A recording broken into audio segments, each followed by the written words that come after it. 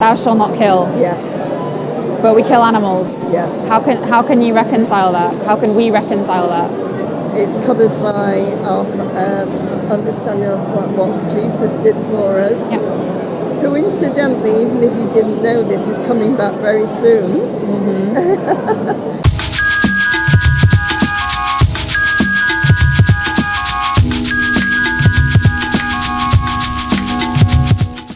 And are you both meat eaters?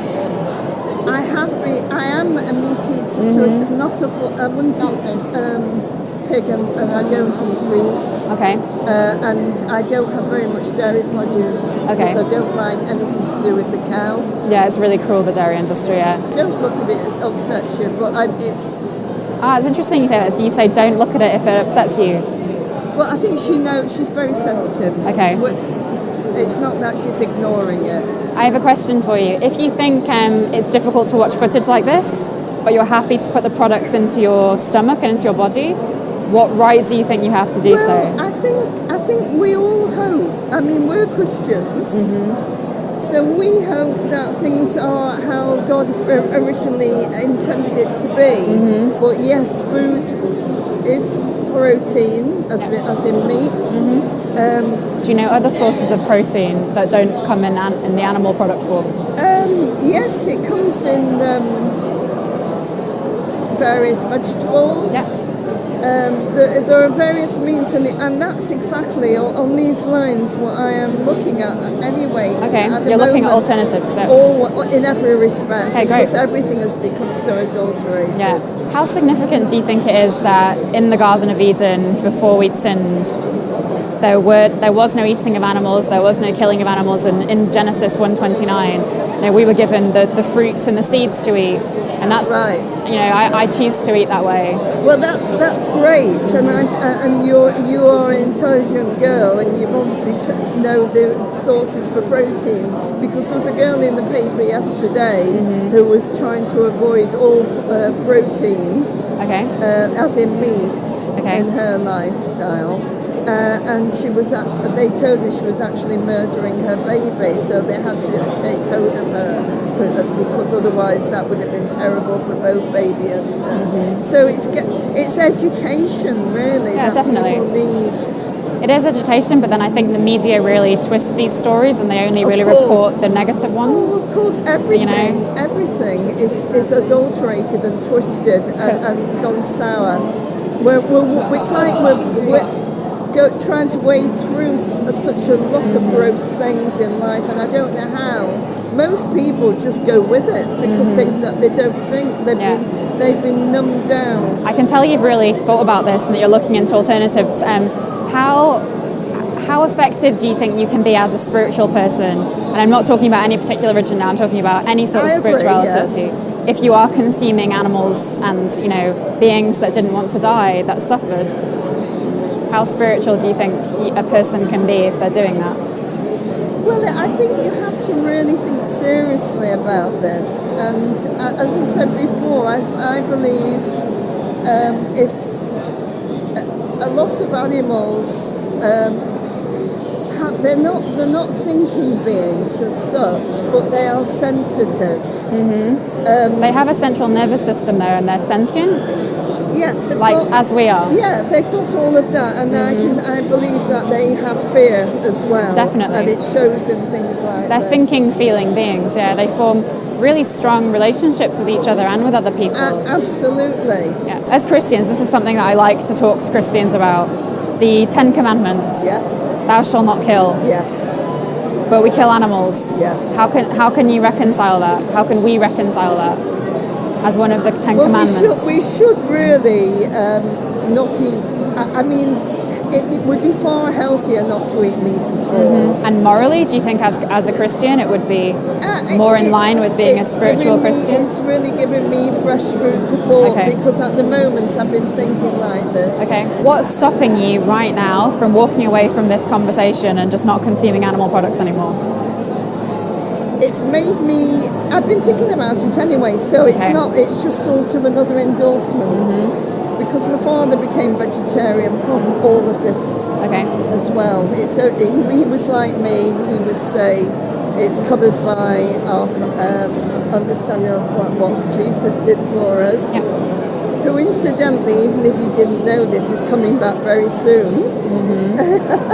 It's something to note in here. Is there anything in your life that you'd say that is kind of preventing you from stopping eating animal products? So not just meat, but dairy and eggs.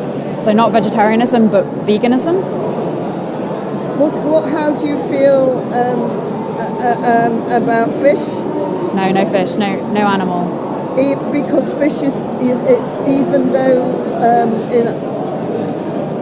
as far back as we can remember, people have eaten fish because it's been part of their cultural lifestyle. And in our case, we have recorded stories that Jesus ate fish. There's no such thing as sustainable fishing now. So it's predicted that by 2048 we're going to have completely fishless oceans. Oh, I agree with that. Because the way that we're fishing, it's also, I think... Do you think it's from the fishing or the adulteration of the waters? Because they're seeping so much gunge it's in both. there. It's both. And the gunge comes from animal agriculture. Yeah. And other industries, but a lot from animal agriculture. Isn't it? I mean, I'd say I wouldn't encourage anyone to eat fish because it's not, we don't need to eat fish in order to be healthy and have a happy life. And it's unnecessarily taking a life, and it's still a life. So do you not think that if we didn't, if there wasn't a certain percentage that was taken, it would be overrun with, if things were normal, it would be overrun with animals and fish. We breed them to eat, so your point that, we'd be overrun by them, if we stop breeding them, like now at this point, we wouldn't be overrun with them. If we continue to breed them and then obviously didn't do anything with them, then we would. But the problem with them being so many is because we bring them into the world just to suffer as well. What's stopping you from not eating animal products from this? Nothing, okay.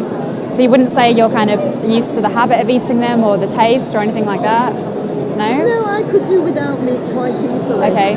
And dairy and eggs? I don't have dairy. Okay, so that's already done. I just occasionally have a milk when you're being sociable in my tea. And I have almond milk or coconut milk. Yeah, coconut milk's nice. Yeah. Coconut instead of fat generally. So I don't have to go down the road of dairy. And eggs, I've got more and more. I've got an aversion to them. Okay. I think for some reason I think that's because they're adulterated. Yeah. That I feel most of the time a little bit sort of nauseous after an egg. Do you know what happens to all of the male chicks? Have you done any research into it? No, I don't know that. Okay. Would you like to know? Yeah. They sort them when they're 1 to 2 days old, and they throw all the males into a grinding machine alive. I've seen that. To destroy them, or they suffocate them in a bag. Yeah. Just throw them into a grinder. And they're the little yellow chicks that we see at Easter that people love, that are absolutely beautiful, adorable, so innocent. And that's what happens to them in the egg industry. What about, I know a few girls, women, who have their own chickens. So what do you think about that?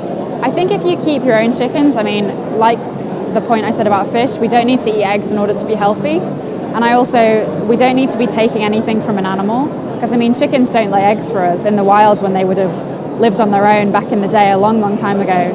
They would have only laid eggs to reproduce. Also, if you leave a chicken with its eggs, it will actually eat its own eggs if they're not fertilized, because it's a really rich form of nutrients and protein for them. People often find that really hard to believe, and if you have chickens that come from rescue chickens, of laying eggs then to have more chickens. Yeah, exactly. Yeah, I think for spirituality, it's really difficult to kind of reconcile being a spiritual person and then consuming animal products. I think it's really hard. You've convicted us. I think it's really hard. Yeah. You are doing a marvelous job. Oh, thank you. Thank you very much. I'm Rihanna. Rihanna. I'm Marguerite. Lovely to meet you. Lovely to meet you. So are you doing, whoever organised this, was it you? No, I don't organise it. So this is a group, the Manchester Animal Actions Group, and this is the Earthlings Experience. So this happens in Manchester, Leeds and London. In London it happens every week. I think this happens every 2 weeks or so, and in Leeds every couple of weeks again. And it's to bring the truth to people so they can be aware of where their food comes from. No, I'm all for this. Okay, Let great. people know. Thank you so much. And we will be very mindful of this. Yeah, please be, yeah. Well, please get informed, because you telling everybody that we use hormones in this country is wrong. You know, and to me that's bad. It's not just about the hormones though, it's about life. You're telling the people the wrong things, incorrect things. I don't think it is and wrong. that is unfair to my industry. Please, you know, write down exactly what we're doing, because you are telling porkies. That's my point. It's the Happy Cow man, it's Eric. So if you are watching this and you have ever been saved by the app that is Happy Cow, the wonder that is Happy Cow, then you have this man right here. My very favourite cups. I haven't yet reviewed it on the channel, but I will be in the coming months, so watch this space. I have this one, which is the small size in the purple.